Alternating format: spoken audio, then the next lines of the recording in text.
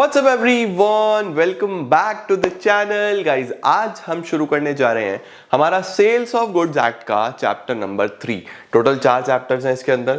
Third ये 2 parts में जाएगा, आज और कल समाप्त हो जाएगा। एंड देन फोर्थ भी इसी तरीके से 2 पार्ट्स में या शायद एक में ही हो जाए, वो तो बहुत ही छोटा सा है, उसमें कुछ है ही नहीं, समाप्त हो जाएगा। तो चलिए जल्दी से लेके चलते हैं इस एक्ट को एंडिंग पे और इसको करते हैं समाप्त। Let's begin.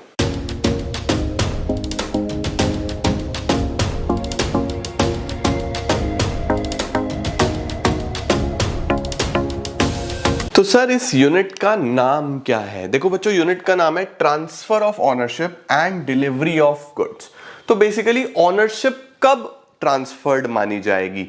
क्या ऑनरशिप ट्रांसफर मानी जाएगी जब हमें पैसा रिसीव हुआ, या तब मानी जाएगी जब हमने गुड्स डिलीवर कर दिए, या तब मानी जाएगी जब हमें ऑर्डर रिसीव हुआ? कब? तो बहुत सारी चीजें माइंड में आती हैं कि ऑनरशिप ट्रांसफर कब मानी जाएगी। सर हम ये पढ़ भी क्यों रहे हैं? देखो बच्चों, इसलिए पढ़ रहे हैं क्योंकि एक बहुत इंपॉर्टेंट एलिमेंट होता है जो होता है रिस्क। कि भैया रिस्क किसका? अगर गुड्स में आग लग गई, गुड्स चोरी हो गए, रास्ते में डिस्पैच होते हुए या किसी भी तरीके से कुछ डैमेज हो गया, तो फिर वो नुकसान किसका, रिस्क किसका? तो जो रिस्क होता है ना बच्चों, रिस्क हमेशा ऑनरशिप को फॉलो करता है। तो रिस्क हमेशा ऑनर का होता है। अब ऑनर कौन होगा उस टाइम पे? ऑनरशिप किसके पास होगी, सेलर की या बायर की? सेलर की होगी तो सेलर रिस्क झेलेगा, बायर की होगी तो बायर रिस्क झेलेगा। तो हमें मेनली वही पढ़ना है इस चैप्टर में कि ट्रांसफर कब माना जाएगा, ऑनरशिप कब मानी जाएगी कि अब ट्रांसफर हो गई है। आओ देखते हैं बच्चों इस चैप्टर में क्या है। सबसे पहले देखो लिखा हुआ है contract of sale of goods involves transfer of ownership in 3 stages. बोल रहा है 3 तरीके से ट्रांसफर ऑफ ओनरशिप माना जाता है। सबसे पहले पासिंग ऑफ प्रॉपर्टी, प्रॉपर्टी मतलब ओनरशिप ट्रांसफर करते हो, गुड्स डिलीवर करते हो, रिस्क पास करते हो। तो किस किस तरीके से चीजें हैं वो सब हम इसमें पढ़ने वाले हैं। आ जाओ जी। सबसे पहले हमें एक इंट्रोडक्शन दिया हुआ है। इंट्रोडक्शन में देखो क्या दिया हुआ है, वही चीज है कि सेल ऑफ गुड्स में क्या होता है, ट्रांसफर ऑफ ओनरशिप। जब भी आप माल बेचोगे, जब भी आप माल बेचोगे तो ट्रांसफर होगा ओनरशिप का। ओनरशिप का मतलब मालिक होने के अधिकार का, of property from seller to buyer. तो it is essential to determine the time at which ownership passes. हम किस टाइम पे मानेंगे कि ओनरशिप पास हो गई है या ट्रांसफर हो गई है। अब देखो जनरल रूल क्या बोलता है कि risk passes with the property, यानी कि जैसे जैसे ओनरशिप आप ट्रांसफर कर देते हो वैसे वैसे रिस्क भी ट्रांसफर हो जाता है। यानी सेलर ने जिस स्टेज पे बायर को ओनरशिप ट्रांसफर कर दी उसका रिस्क भी खत्म हो गया बच्चों, है ना। तो कब कब माने जाएंगे बेटा जी? देखो लिखा हुआ है इन केस अगर गुड्स खो जाए, डैमेज हो जाए, तो लॉस का जो बर्डन है वो किसका होता है? उस इंसान का जो ऑनर है। सही है या नहीं है? आओ जी देखो जरा आगे क्या लिखा हुआ है। पासिंग ऑफ प्रॉपर्टी सेक्शन 18 से 26। पासिंग ऑफ प्रॉपर्टी का मतलब है बच्चों पासिंग ऑफ ऑनरशिप। किस तरीके से ऑनरशिप पास करी जाती है from a seller to buyer. अगर मेरे पास कोई बाइक है और मैंने बाइक आपको बेच दी, आप मेरे पास आए, आपने मुझे बोला कि हमें आपकी बाइक चाहिए, मैंने कहा ठीक है, इतने रुपए में मैं अपनी बाइक बेच दूंगा। आपने कहा ओके, आपने मुझे बाइक के पैसे दे दिए, मैंने कहा ठीक है जी, बाइक आपकी। ओके, आपने मुझे कहा एक दिन के लिए आप अपने पास रख लो, एक दिन के लिए आप अपने पास रख लो, मैं कल ले जाऊंगा। अब देखो बच्चों कॉन्ट्रैक्ट हो चुका है, बाइक की डील हो चुकी है, आपने पैसे दे दिए, मैंने आपको बोला बाइक आपकी, आपने मुझे बोला कल ले जाऊंगा, मैंने कहा ठीक है। आज रात को मेरे घर में से वो बाइक चोरी हो गई। अब जरा सोचो और कमेंट सेक्शन में बताओ मुझे, अब ये जो लॉस हुआ है ये किसका हुआ है? ये मेरा हुआ है या मैंने जो चिंटू को बाइक बेची है चिंटू का हुआ है? कमेंट सेक्शन में लिखो, जरा सोच समझ के बताना, बहुत सोच समझ के बताना।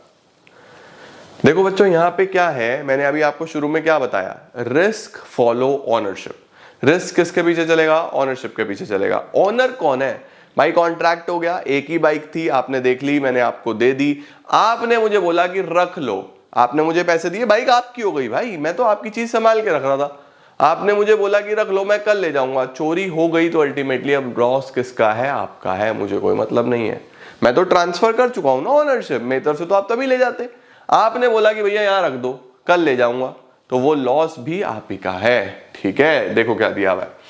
Passing or transfer of property constitute the most important element and factor to decide legal rights. Legal rights और liabilities किसकी होंगी? उसके लिए ये चेक करना जरूरी है कि ओनरशिप किसके पास है ना। तो देखो क्या लिखा हुआ है, कुछ रूल्स हैं जो इसके अंदर चलते हैं। बोल रहा है 2 फैक्टर पे डिपेंड करता है। सबसे पहला आइडेंटिफिकेशन ऑफ द गुड्स, कि गुड्स किस तरीके के हैं। अभी हमने पीछे पढ़ देना असर्टेन गुड्स, अनअसर्टेन गुड्स, उस तरीके से यहाँ पे कुछ कैटेगरीज हैं, वो मैं आगे आपको पढ़ाने वाला हूँ, ठीक है। और इंटेंशन ऑफ द पार्टीज, क्या पार्टीज का इंटेंशन क्या है, आज ही कॉन्ट्रैक्ट करना चाहते हैं, फ्यूचर कॉन्ट्रैक्ट है, क्या चीज है, तो वो सब चीजें अभी हम डिटेल में पढ़ने वाले हैं, ठीक है। देखो यहाँ पे टेबल बनी हुई है। पासिंग ऑफ प्रॉपर्टी बोल रहा है असर्टेन गुड्स के केस में, अनअसर्टेन गुड्स के केस में, गुड्स सेंट ऑन अप्रूवल के केस में। अप्रूवल का मतलब होता है, वो हमने क्लास 11th में भी एडजस्टमेंट पढ़ी थी ना, goods Saint on approval basis, पसंद आए तो रख लूंगा, पसंद नहीं आए तो वापस कर दूंगा। तो अगर इस तरीके की सेल हो कि आपने माल बेचा और सामने वाले ने ये बोला था कि भैया लेके जा रहा हूँ ट्रायल बेसिस पे, 5 दिन के लिए, 7 दिन के लिए, 10 दिन के लिए यूज करूंगा, अच्छा लगा तो रख लूंगा, नहीं तो वापस कर दूंगा, उसको बोलते हैं हम लोग good sent on approval basis. या transfer of property in case of reservation of right to disposal, ठीक है। ये चारों ही चीजें हम लोग पढ़ने वाले हैं। आओ जरा देखते हैं। सबसे पहली चीजें यहां से शुरू हो रही है। अब देखो नंबर 1 कहां से शुरू कर रहा है ये, सबसे पहले ये शुरुआत कर रहा है बच्चों स्पेसिफिक और असर्टेन गुड्स, स्पेसिफिक और असर्टेन गुड्स से शुरू कर रहा है। तो इसका मतलब ट्रांसफर ऑफ प्रॉपर्टी में चार्ट बनाते हैं, आइए जल्दी से चार्ट बनाएं। ट्रांसफर ऑफ प्रॉपर्टी में सबसे पहली चीज नंबर 1 जो हम शुरू कर रहे हैं, वो शुरू कर रहे हैं स्पेसिफिक गुड्स के केस में। स्पेसिफिक गुड्स के केस में, तो number 1 is in the case of a specific goods. ठीक हो गया, परफेक्ट है। आओ जी अब देखते हैं इसमें क्या लिखा है। सबसे पहले देखो क्या लिखा हुआ है, number 1 property in specific goods passes when intended to pass। Intended to pass का मतलब है भैया सीधी सीधी सी बात है, जब आप एक कॉन्ट्रैक्ट बना लोगे, स्पेसिफिक गुड्स है, स्पेसिफिक का मतलब हो गया आपने ऑलरेडी बहुत स्पेसिफिकली डिसाइड करा हुआ है कि कौन से गुड्स हैं। जैसे मेरी बाइक थी, स्पेसिफिक गुड्स थे, एक ही बाइक थी मेरे पास, वही आपको पसंद आई, आपने पैसे दिए, मैंने बोला ठीक है भैया बाइक आपकी, मैं आपको आपके नाम पे इसको कर रहा हूं, है ना। तो अल्टीमेटली वहां पे क्या था, ओनरशिप कब ट्रांसफर हुई, इमीडिएटली ट्रांसफर हुई जैसे ही हमने कॉन्ट्रैक्ट किया। देखो क्या लिखा हुआ है, where there is a contract for the sale of specific or ascertain goods, the property in them is transferred to the buyer at such time as the parties to the contract intended to be transferred। कि parties जब उसको transfer करना चाहती हैं, buyer और seller जिस time पे agree करेंगे उस टाइम पे ही ट्रांसफर हो जाएगा। यानी सबसे इंपॉर्टेंट चीज यहां पे है इंटेंशन ऑफ द पार्टी। सबसे इंपॉर्टेंट है कि इंटेंशन क्या है, ठीक है, परफेक्ट है। अब इसके अंदर देखो कुछ चीजें और भी दी हुई हैं। क्या दिया हुआ है, stages of goods while passing the property. Ascertain goods में 3 तरीके के गुड्स हो सकते हैं बच्चों। Number 1 in deliverable state, are to be put into deliverable state, in deliverable state when seller has to ascertain price. तो सबसे पहले तो एक काम करते हैं, इसके 3 पार्ट्स बना देते हैं, स्पेसिफिक गुड्स के, डिलीवरेबल, एक तो डिलीवरेबल स्टेट्स में है good, are to be made deliverable, are to be made deliverable, और डिलीवरेबल है but price to be ascertained. Price अभी असर्टेन नहीं हुआ है, प्राइस अभी डिसाइड नहीं हुआ है, ठीक है, प्राइस अभी डिसाइड करना है। तो 3 कैटेगरीज है बच्चों कि ट्रांसफर ऑफ प्रॉपर्टी कब माना जाएगा, अगर स्पेसिफिक गुड्स आप सेल कर रहे हो। स्पेसिफिक गुड्स का मतलब डिसाइडेड है कि भैया हाँ ये वाले गुड्स बेचने हैं, लेकिन अभी वो डिलीवरेबल स्टेट में है, यानी रेडी टू डिलीवर है। दूसरा, अभी वो डिलीवरेबल स्टेट में नहीं है, आप उसको डिलीवरेबल स्टेट में लेके आओगे फ्यूचर में, अभी इमीडिएट डिलीवरी नहीं हो सकती। तीसरा, डिलीवरेबल है लेकिन अभी प्राइस असर्टेन नहीं हुआ है, सर प्राइस असरटेन क्यों नहीं हुआ, इसमें क्या होता है, इसका भी एक अच्छा एग्जांपल दूंगा, चिंता मत करो, सारी चीजें पढ़ेंगे। आओ सबसे पहले डिलीवरेबल में पढ़ते हैं क्या लिखा हुआ है। स्पेसिफिक गुड्स कौन सी स्टेट में, नंबर 1 अगर वो कौन सी स्टेट में है, डिलीवरेबल स्टेट में है। तो देखो बहुत सिंपल है यार, वही बाइक वाला एग्जांपल चल जाएगा। बाइक है, स्पेसिफिक गुड है, डिलीवरेबल स्टेट में है, मुझे कुछ करना तो है नहीं, ले जाओ भाई बाइक को। तो कब प्रॉपर्टी ट्रांसफर होगी, at the time of contract. Simple, क्या लिखा है देखो, where there is an unconditional contract, unconditional का मतलब कोई कंडीशन वंडीशन नहीं है उस पर, अनकंडीशनल होना चाहिए, for the sale of specific good in a deliverable state, the property in the goods passes to the buyer when the contract is made. जिस टाइम पे कॉन्ट्रैक्ट हुआ उसी टाइम पे गुड्स आपके हो गए, आप मालिक हो गए। It is इमैटेरियल whether the time of payment और द प्राइस और the time of the delivery of the goods और बोथ। कोई फर्क नहीं पड़ता कि time of payment of the price, price कब पे किया जाएगा, कोई फर्क नहीं पड़ता कि डिलीवरी कब होगी। अल्टीमेटली गुड्स डिलीवरेबल स्टेज में थे ना, हमने कॉन्ट्रैक्ट कर लिया ना, जैसे हमने कॉन्ट्रैक्ट किया तो ओनरशिप ट्रांसफर हो गई। ठीक है, देखो क्या लिखा हुआ है, X goes into a shop and buys a television. TV की दुकान पे गया, टीवी बाय करा, ask the shopkeeper for its home delivery, बोल दिया भैया मेरे घर भिजवा देना। द शॉपकीपर एग्रीज, उसने बोला ठीक है भैया मैं भिजवा दूंगा। अब पैसे देके चला गया, टीवी आपका हो गया। The television immediately becomes the property of x, immediately x की प्रॉपर्टी बन गया। तो हमें यहाँ पे क्या चीज ध्यान रखनी है बच्चों, कि जब भी स्पेसिफिक गुड्स हैं डिलीवरेबल स्टेट में है तो ओनरशिप कब ट्रांसफर होगी, ओनरशिप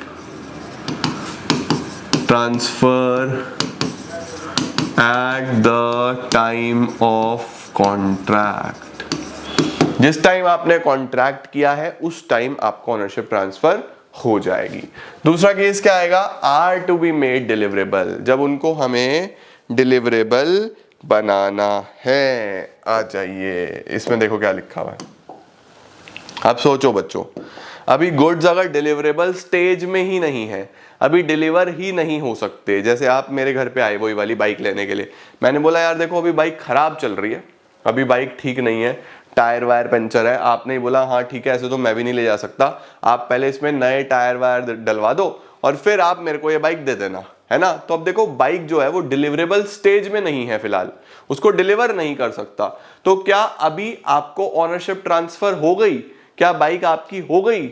आपने क्या बोला कि पहले इसके टायर वायर डलवा दो फिर मैं इसको लूंगा, है ना। बिना टायर डलवाए तो आप भी बाय नहीं कर रहे, आपने बोला टायर डलवा दो, इंजन में कोई प्रॉब्लम है उसको ठीक करा दो, जब ये सब हो जाएगा तब मुझे बाइक देना, राइट। तो इस केस में जब गुड्स हमें डिलीवरेबल स्टेट में लेके जाने होते हैं तो उस सिनेरियो में बच्चों तब ओनरशिप ट्रांसफर होती है जब गुड्स डिलीवरेबल स्टेज में आ जाए और आपने यानी सेलर ने बायर को बता भी दिया कि ठीक है भैया अब आप ये बाइक ले जा सकते हो, मैंने सारा काम करवा दिया है, तब ओनरशिप ट्रांसफर होती है। देखो क्या लिखा हुआ है, where there is a contract for the sale of specific goods, goods specific है, and the seller is bound to do something to the goods for the purpose of putting them into deliverable state, उनको deliverable करने पड़ेंगे।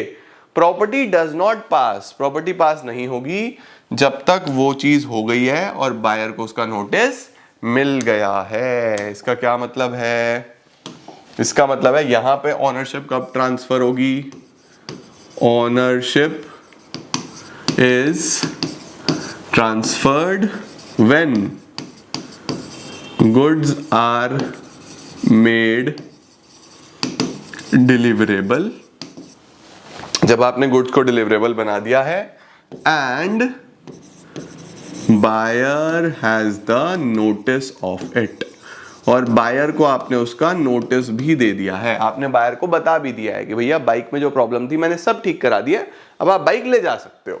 ठीक है, देखो क्या दिया हुआ है, एग्जाम्पल देखो बच्चों, एग्जाम्पल है एक, वैसे तो मैंने आपको बाइक वाला एग्जाम्पल दे दिया, फिर भी देखो क्या लिखा हुआ। Peter buys a laptop from electronic store, Peter ने एक लैपटॉप बाय करा, ठीक है, and ask for home delivery, उसने बोला भैया होम डिलीवरी कर देना, शॉपकीपर मान गया। However the laptop does not have a Windows operating system installed, लो जी, लैपटॉप में विंडोज इंस्टॉल्ड नहीं था, यानी लैपटॉप अभी रेडी ही नहीं था। भाई बिना विंडो को थोड़ी ना कोई लैपटॉप लेगा, रेडी ही नहीं था। The shopkeeper promises to install it and call Peter before making the delivery. Shopkeeper ने बोला मैं इसके अंदर वो विंडो डालूंगा और आपको कॉल करूंगा डिलीवरी करने से पहले। तो देखो दो चीजें हो रही है, उसने बोला कि मैं पहले इसको डिलीवरेबल बनाऊंगा और आपको कॉल भी करूंगा, यानी आपके नोटिस में भी लेके आऊंगा ये चीज। हुआ क्या है, in this case the property transfer to Peter only after the shopkeeper has installed the OS, तब होगा जब वो विंडो डाल देगा, and intimate the buyer about it, और उसको बता भी देगा कि भैया आपकी जो विंडो डलनी थी मैंने इसके अंदर डाल दी है। ठीक है, समझे। तीसरा और लास्ट केस क्या आता है, स्पेसिफिक गुड्स डिलीवरेबल स्टेट में है when the seller has to do anything thereto in order to ascertain price, लेकिन अभी आपको उसका प्राइस डिटरमिन करना है, अभी आपने प्राइस डिसाइड नहीं करा है उसका। जैसे फॉर एग्जांपल मैं आजकल अभी दिवाली आने वाली है, तो मैं एक फ्रूट सेलर की दुकान पे गया, मैंने उसको बोला भैया मुझे एक फ्रूट बास्केट बनवानी है।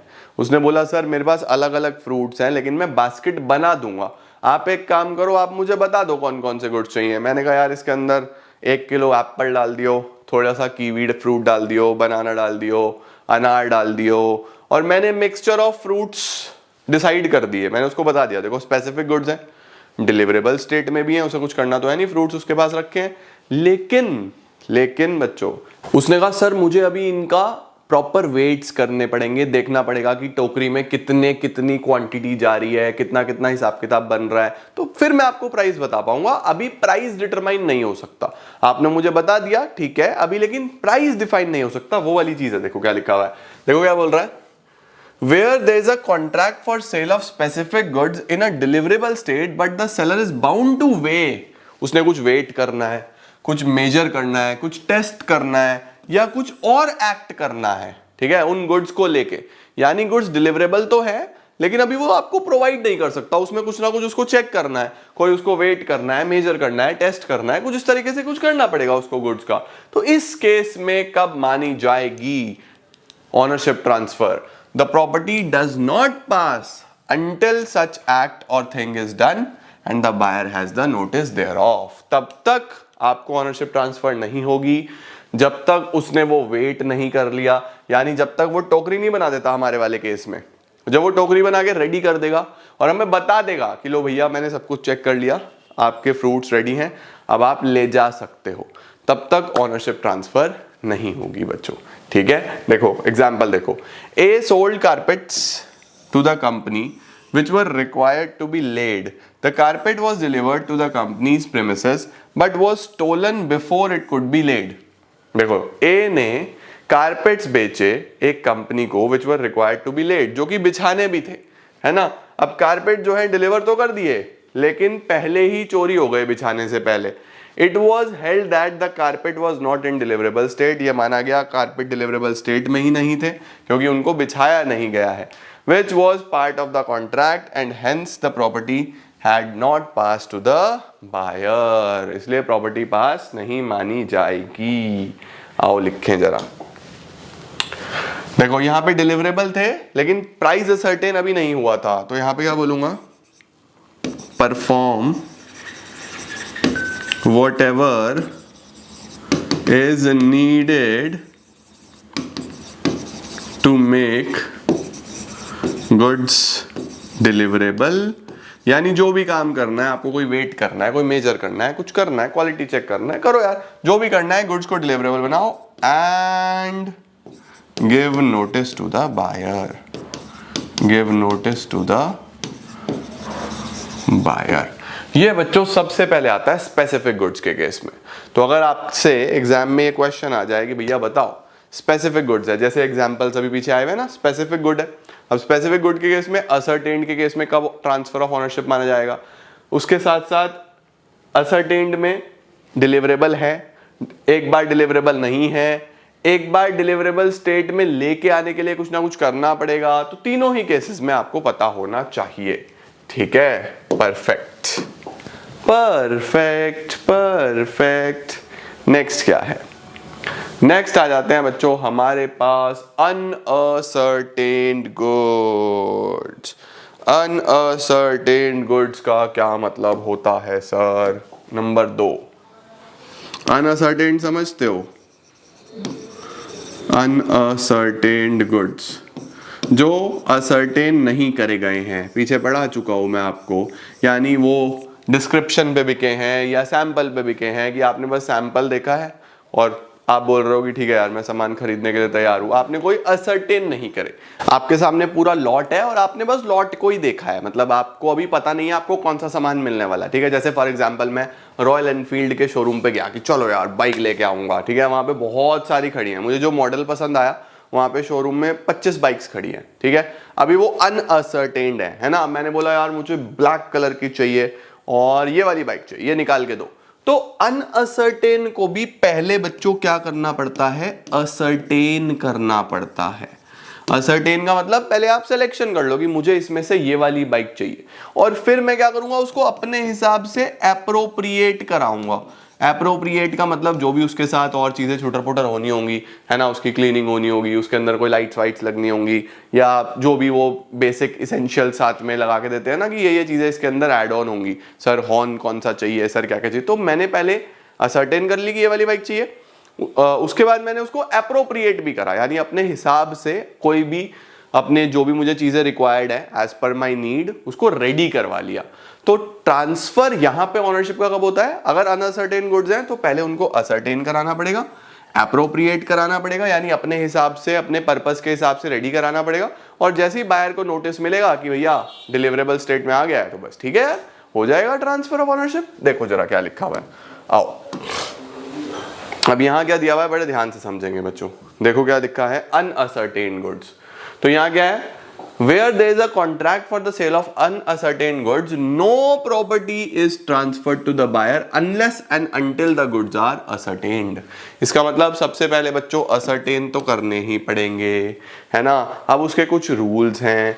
क्या रूल्स है बच्चों, कैसे unascertained goods में ट्रांसफर होती है प्रॉपर्टी? देखो लिखा हुआ है बहुत clear, appropriation of goods involved selection of goods with the intention of using them in performance of the contract। इसका मतलब आपको पहले ascertain कराने पड़ेंगे और फिर आप appropriate करोगे। appropriate मतलब आप अपने हिसाब से जो भी essentials है उसके सब fulfilled कर लो, राइट। अच्छा जी, आगे क्या है, essentials क्या क्या होते हैं? देखो सबसे पहले तो contract of sale होना चाहिए unascertained goods का, कि भैया ठीक है हमारे पास unascertained goods हैं, उनको हम सेल करेंगे। सबसे पहली चीज तो ये है। दूसरा, the good should confirm to the description and the quality stated in the contract. जैसा आपको बताया गया डिस्क्रिप्शन में, जैसा आपको सैंपल दिखाया गया, जैसे आप टेस्ट ड्राइव लेके आए, है ना। अब आपको पता थोड़ी ना था कि कौन से वाली बाइक मिलेगी, इतनी सारी बुलेट खड़ी हुई है। आप एक टेस्ट ड्राइव लेके आए, उससे आपने सोच लिया कि हाँ ठीक है इसी तरीके की होगी, है ना। तो जैसा उसका डिस्क्रिप्शन दिया गया, जैसा सैंपल दिखाया गया, वैसी ही होनी चाहिए। तीसरा, the goods must be in a deliverable state, बिल्कुल रेडी होना चाहिए, डिलीवरेबल स्टेट में होना चाहिए।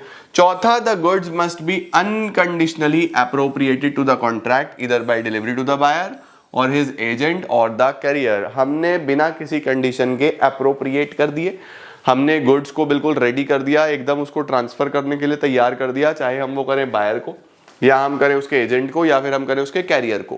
कैरियर का मतलब होता है कभी कभी शिप से, रेलवे से कहीं दूर गुड्स भेजने होते हैं, तो कैरियर है जो कैरी करके लेके जाएगा, है ना बच्चों। उसके बाद appropriation must be made by, appropriation कैसे होगा, सेलर करेगा with the assent of the buyer या बायर करेगा with the assent of the seller, यानी दोनों मिलजुल के एप्रोप्रिएट कर लेंगे, गुड्स को रेडी करवा लेंगे, ठीक है। द असेंट में बी एक्सप्रेस और इम्प्लाइड, एसेंट एक्सप्रेस भी हो सकती है, इम्प्लाइड भी हो सकती है। एसेंट का मतलब बेसिकली एक दूसरे की सलाह लेना, एक दूसरे के साथ एग्री करना, ठीक है। द एसेंट में बी गिवन ईदर बिफोर और आफ्टर एप्रोप्रिएशन, बिफोर एप्रोप्रिएशन भी हो सकता है और आफ्टर एप्रोप्रिएशन भी हो सकता है। इसके बाद देखो बच्चों एक छोटा सा टॉपिक है, delivery of goods to the carrier. Carrier की बात मैंने अभी आपको बताई ना, जब कभी कई बार दूर भेजने होते हैं, शिप से भेजने हैं, रेलवे से भेजने हैं, तो देखो भले ही आपने गुड्स बायर को दिए या फिर आपने बायर के कैरियर को दे दिए, कैरियर को नहीं कैरियर को, बायर के कैरियर को दे दिए, तो ट्रांसफर ऑफ ओनरशिप बच्चों उसी दिन मान लिया जाएगा, तभी मान लिया जाएगा चाहे वो बायर तक पहुंचे या नहीं पहुंचे। आपने कैरियर को भी दे दिया ना, तब भी वो ओनरशिप ट्रांसफर मान लिया जाएगा। देखो क्या लिखा हुआ है, where in pursuance of the contract the seller deliver the goods to the buyer or to a carrier or other bailee. ठीक है, आगे क्या लिखा हुआ है, for the purpose of transmission to the buyer and does not reserve the right of disposal. Does not reserve the right of disposal, ये बच्चों एक टॉपिक आएगा, ये एक टॉपिक अभी आगे आएगा। जब हम क्या करते हैं, हम सामान तो दे देते हैं लेकिन ओनरशिप अपने पास रोक लेते हैं, उसको बोलते हैं रिजर्व करना। क्या रिजर्व करना, द राइट ऑफ डिस्पोजल, कि सामान तो दे दिया मैंने कैरियर को लेकिन अभी ओनरशिप ट्रांसफर नहीं करी, वो अधिकार मैंने अपने पास ही रख लिया। वो कैसे होता है वो भी पढ़ाऊंगा, ठीक है। अभी फिलहाल यहां नहीं होना चाहिए। यहां पे क्या है कि आपने सामान दे दिया और आपका कोई इंटेंशन नहीं है ओनरशिप अपने पास रखने का। आप बायर होता बायर को देते, आपने उसके करियर को भी दे दिया, कोई प्रॉब्लम नहीं है, ठीक है। He is deemed to have unconditionally appropriated the goods to the contract. Example क्या दिया हुआ है बच्चों, देखो, a bill of lading of railway. Bill of lading का मतलब एक तरीके का डॉक्यूमेंट होता है बच्चों, डॉक्यूमेंट होता है जिसके अंदर अगर आप रेलवे से सामान मंगाते हो, है ना, रेल से सामान मंगाते हो, मैंने यहाँ से रेलवे पे सामान चढ़ा दिया, अब सामने वाला जो बायर है वो रिसीव करने तो जाएगा, है ना, रिसीव करने के लिए जाएगा तो उसके पास कोई ना कोई चीज तो होनी चाहिए जिससे वो रेलवे को बोले देखो ये गुड्स मेरे हैं, है ना। तो हम क्या करेंगे, बिल ऑफ लेडिंग वहां पे यूज करेंगे, राइट। तो बिल ऑफ लेडिंग जो है वो बेसिकली एक तरीके का एविडेंस है, एक तरीके का सबूत है जो ये दिखा रहा है कि हाँ ओनरशिप जो है सेलर से इस बायर के पास आ चुकी है और अब ये गुड्स इसके हैं, है ना। तो देखो क्या लिखा हुआ है, a bill of lading of railway parcel is made out in the name of the buyer. Buyer के नाम पे बिल ऑफ लेडिंग बनाया जाएगा और उसको भेज दिया जाएगा। The ownership in the goods passes from the seller to the buyer. In case the goods are subjected to accidental loss or theft, seller will not be liable. Seller liable नहीं है क्योंकि हमने goods buyer के career को दे दिए ना, अब तो अल्टीमेटली वही ट्रांसफर करेगा, वही अपने पास कैरी करेगा बच्चों, सिंपल। ठीक है सर, ये भी क्लियर हो गया। अच्छा जी, इसके बाद क्या आ रहा है, गुड्स सेंट ऑन अप्रूवल और सेल और रिटर्न। आओ जी, पहले वहां पे लिख दें, ये मैंने लिख दिया था, असर्टेन कर दे, अप्रोप्रिएट कर दे और बस फिर सीधा सीधा ट्रांसफर हो जाएगा ओनरशिप, है ना। तीसरा कौन सा होता है, तीसरा होता है सेल ऑन अप्रूवल। अप्रूवल के केस में बच्चों कब ओनरशिप ट्रांसफर होगी या कब ओनरशिप ट्रांसफर मानी जाएगी। जैसे फॉर एग्जांपल चिंटू मेरा कोई स्टूडेंट है और मैं चिंटू की दुकान पे गया, ठीक है। अब मैं चिंटू की दुकान पे गया, मैंने बोला चिंटू यार मेरे को एक जीन्स चाहिए, ठीक है। अब मैंने देखा कि वहां पे जीन्स है, मैं लेके आ गया, मैंने कहा चिंटू मैं लेके तो जा रहा हूं लेकिन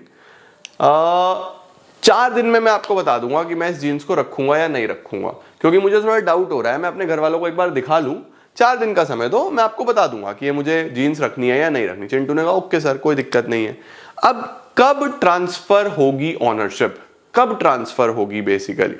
अब देखो बच्चों यहाँ पे ट्रांसफर होगी सबसे पहले या तो बायर चिंटू को इन्फॉर्म करेगी, ठीक है भाई मैं ये जीन्स रख रहा हूं, मुझे जीन्स पसंद है, मेरी फैमिली में भी सब लोग बोल रहे हैं बढ़िया है कोई दिक्कत नहीं है, आप कटी फटी जीन्स पहन सकते हो, मैं रख रहा हूं, पहली चीज तो ये।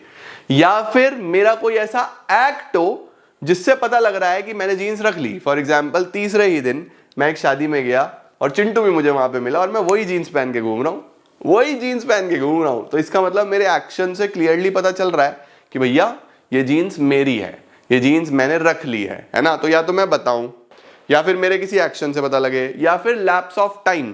लैप्स ऑफ टाइम का मतलब 4 दिन के बाद 6 दिन हो गए, 7 दिन हो गए, 10 दिन हो गए, मैंने कुछ जवाब ही नहीं दिया, तब भी वो जीन्स मेरी ही मान ली जाएगी क्योंकि उस पे जो समय था ना वो निकल चुका है, वो जीन्स भी मेरी ही मान ली जाएगी। तो लैप्स ऑफ टाइम हो, साइलेंस हो एक लैप्स ऑफ टाइम के बाद कि ठीक है यार समय निकल गया और कोई बोल ही नहीं रहा, तब भी वो जीन्स मेरी ही मान ली जाएगी, समझे।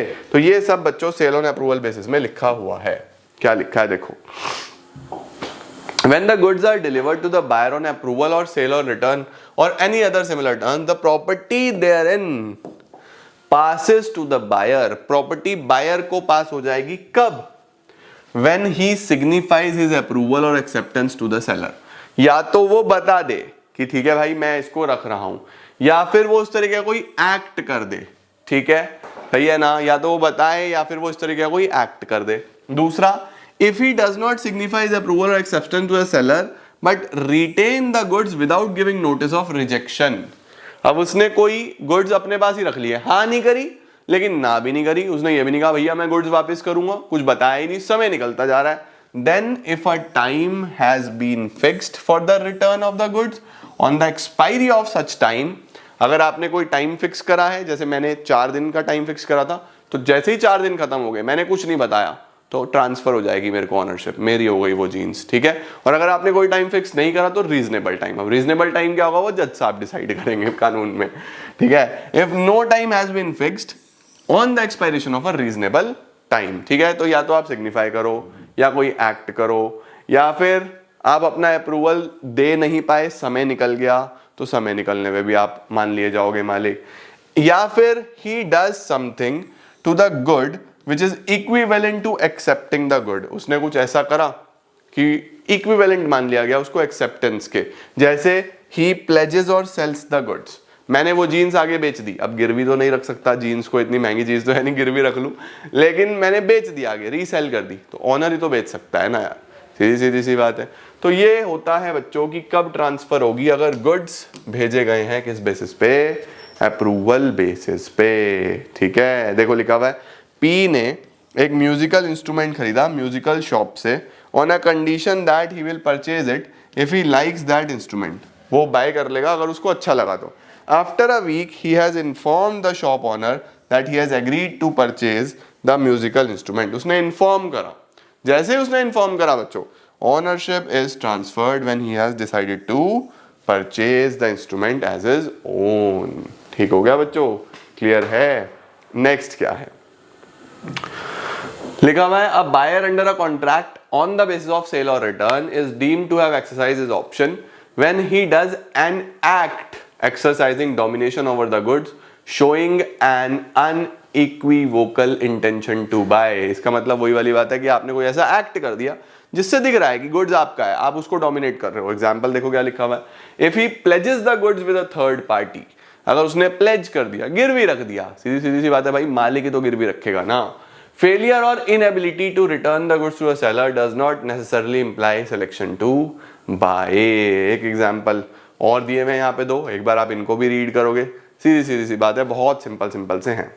ठीक है जी. लो जी लो जी लो जी लो जी लो जी लो जी, रिजर्वेशन ऑफ राइट, ये मैं आपको कल कराता हूं. इसमें क्या है बच्चों, जैसे मैंने आपको पीछे बताया ना कि डिलीवरी हो गई है, गुड्स डिलीवर कर दिए हैं, लेकिन मैं अभी ऑनरशिप नहीं देना चाहता, मैंने ऑनरशिप की राइट अपने पास रख ली, उसको बोलते हैं reservation of right of disposal. ठीक है. तो यहां से हम लोग कल चालू करते हैं, आधा चैप्टर हो गया है, आधा कल कराता हूं. मेनली आज मैंने आपको ट्रांसफर ऑफ ऑनरशिप के बारे में कराया. काफी सारे क्वेश्चंस आते हैं इसके अंदर, स्पेसिफिकली अनसर्टेन गुड्स पे और सेल ऑन अप्रूवल पे, इन दोनों पे तो बहुत आते हैं, स्पेसिफिक गुड्स पे कम आते हैं, लेकिन इन दोनों के बारे में आपको बहुत अच्छे से पता होना चाहिए. तो ये वाला टॉपिक हमने मेनली आज कवर करा है. अगली क्लास में बस थोड़ा सा चैप्टर और बचा, उसे समाप्त कर देंगे, और एक क्लास और लगेगी चैप्टर 4 में, एंड दैट इज इट, समाप्त. आपका पूरा ही सेल्स ऑफ गुड्स एक्ट भी खत्म, फिर हम कॉन्ट्रैक्ट एक्ट शुरू करेंगे. ठीक है. आज के लिए इतना ही ladies and gentleman, thank you so very much for joining in. I am gonna see you all super soon. Till then see ya, take care, bye bye, keep growing, keep glowing and keep smiling.